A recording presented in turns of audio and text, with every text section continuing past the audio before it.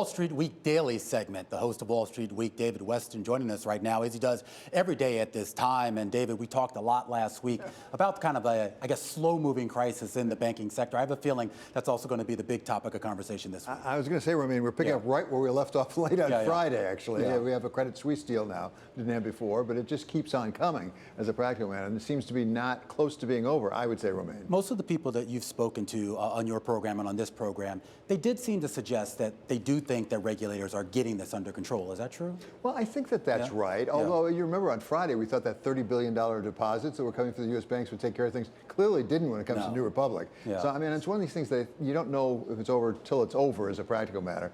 But one person who has really observed this in detail over the years is Gillian Tett. She's Financial Times U.S. editor-at-large and editorial board chair, often a contributor on Wall Street Week. Gillian, thank you so much for being with us. You were trained as an anthropologist, which I think doesn't hurt you in a situation like this. But I guess my most direct question is, why do we never see it coming? I mean, we have these financial crises periodically, and in retrospect, it's obvious we didn't see it coming. Why is that? Well, it's partly because when the going is good, and the going's been very good in recent years, given all the easy money conditions, when the going is good, people don't necessarily look for risks. And we're all trained to basically assume that the past is a good guide to the present, but the recent past that we lived through. And in the case of the recent banking crisis, we spent a lot of time after 2008 talking about credit risks and about the dangers of people defaulting on their loans, because, of course, mortgage borrowers defaulting on their loans were at the heart of the 2008 crisis. And I think many investors forgot to look at interest rate risk, even though we've been going into an environment of rising interest rates.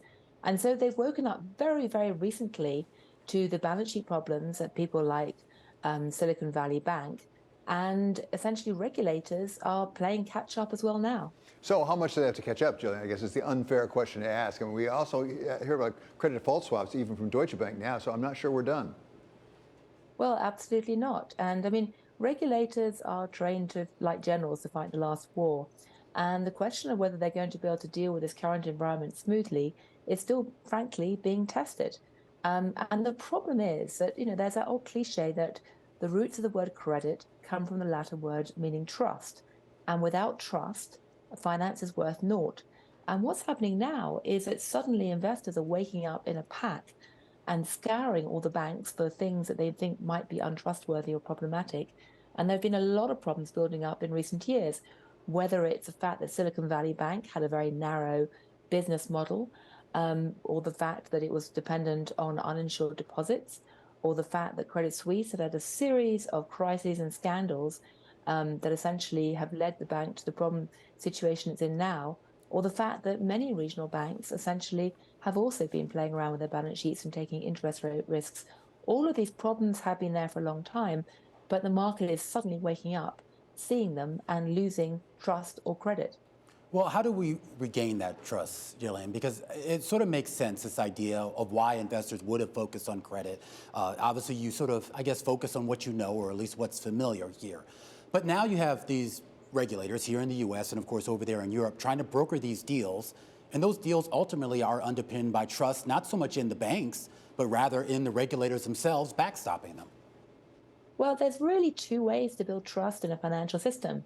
You either guarantee that, or either presume that the government is going to prop everything up in a crisis and essentially provide a safety net and support for that, or you rely on free market principles and market discipline and assume that investors know enough about what's going on to judge whether something is creditworthy or not, worth trusting, and that you also have clear-cut rules in place to actually cope with crises in the case of a default. You need to know that your property laws are clear-cut. The problem with what's happened with Credit Suisse, as you just heard earlier on the Bloomberg show, is that by essentially paying out the equity holders $3 billion, which of course is very reduced, but it's still a payout, and wiping out the holders of the Tier 1 bonds, essentially you're overturning what many people have assumed was a normal capital structure, the waterfall structure. And that's likely to potentially cause people to feel nervous about capital market laws in a wider sense. Well, absolutely. And you're already seeing the reaction in the market. You look at any sort of tier one debt in Europe right now, it is down.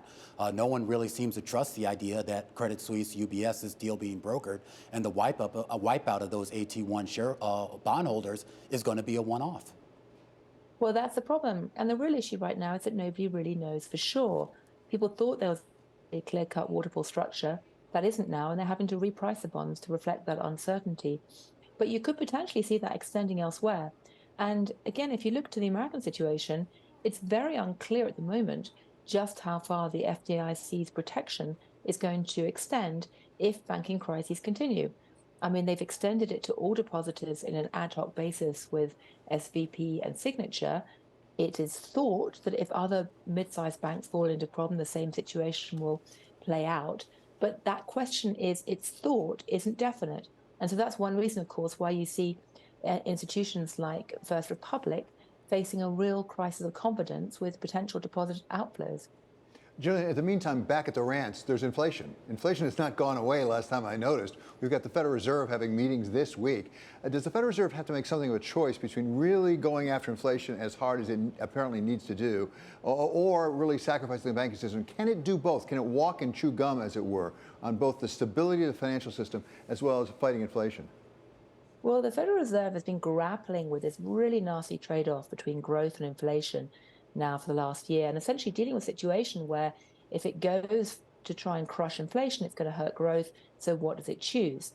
And now, just when you thought it couldn't get worse, it's got a trifecta of nasty problems because it's dealing not just with growth and inflation, but also with financial stability.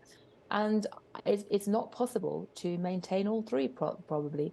So the Fed's going to have to choose which of the two out of those three will it actually try to uphold, what will it put priority on? Can it get some elbow room, as it were, through liquidity? I mean, it has really been injecting a lot of liquidity. By the way, Swiss National Bank as well, over in Switzerland, can, on the one hand, say, we're going to keep tightening the way we were tightening before. We're not going to give up on inflation, but we'll protect some of the banks that are really in trouble. Yes, I mean, I'm in the school of those who would argue, like Larry Summers, that actually when Christine Lagarde made it very clear last week that the task of maintaining financial stability through macroprudential rules and other tools is different from using monetary policy for the economy, I'm in that camp. So I actually think that the Fed should go ahead with a 25 basis point rise or whatever rise it thinks is justified to try and keep inflation under control, as long as it doesn't put the economy into a complete tailspin.